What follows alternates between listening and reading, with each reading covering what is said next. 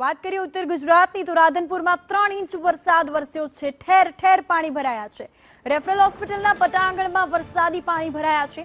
હોસ્પિટલમાં પાણી ભરાતા દર્દીઓને હાલાકી પડી રહી છે। ભારે વરસાદથી રાધનપુરમાં જનજીવન પ્રભાવિત થયું છે। હોસ્પિટલના પટાંગણમાંથી પાણીના નિકાલની માંગ હવે ઉઠી છે। તો રાધનપુરમાં વરસાદે જળબંબાકારની સ્થિતિ સર્જી છે। આપ આ તસવીરો જોઈ શકો છો।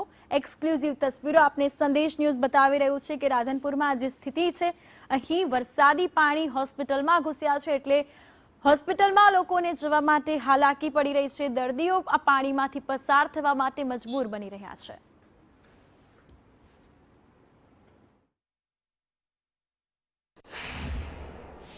રાધનપુરમાં વહેલી સવારથી 6 વાગ્યાથી અત્યાર સુધીમાં 3 ઇંચ જેટલો વરસાદ વરસ્યો છે। જે 3 ઇંચ જેટલા વરસાદ વરસતા રાધનપુર શહેરનું કઈ રીતે સ્થિતિનું નિર્માણ થયું છે, આપ જે દ્રશ્યમાં જોઈ શકો છો। રાધનપુરમાં વહેલી સવારથી અત્યાર સુધી 3 ઇંચ વરસાદ વરસતા રાધનપુર શહેરના અનેક વિસ્તારમાં વરસાદી પાણી ભરાય છે। જેમાં રાધનપુરની સરકારી હોસ્પિટલ આવેલ છે, તે સરકારી હોસ્પિટલના જે પટાંગણના દ્રશ્યો છે, આપ સ્પષ્ટ જોઈ શકો છો કે રાધનપુરના પટાંગણમાં ઢીંચણ સામું વરસાદી પાણી ભરાય છે। ઢીંચણ સામું વરસાદી પાણી ભરાતા અહીંયાથી પસાર થતા તમામ દર્દીઓને ભારે હાલાકીનો સામનો કરવો પડે છે, પરંતુ પાલિકા દ્વારા કે તંત્ર દ્વારા કોઈ પાણી નિકાલમાં કોઈની વ્યવસ્થા કરવામાં ના આવતા હાલ તો પટાંગણમાં ઢીંચણ સામું વરસાદી પાણી ભરાય છે। વરસાદી પાણી ભરાવાના કારણે અહીંથી પસાર થતા દર્દીઓ તેમ જવાબદાર ડોક્ટરોને ભારે હાલાકીનો સામનો કરવો પડ્યો છે। તેમજ એક બાજુ કહેવામાં આવે છે કે લાખો રૂપિયાના ખર્ચે પ્રી મોન્સૂનની કામગીરી કરવામાં આવે છે, પરંતુ આપ સ્પષ્ટ તમે દ્રશ્યમાં જોઈ શકો છો કે પાલિકાની જે પ્રી મોન્સૂનની કામગીરી છે તે કેવી રીતે પ્રી મોન્સૂનની માત્ર કાગળ પર હોતી સ્થિતિનું નિર્માણ થઈ રહ્યું છે।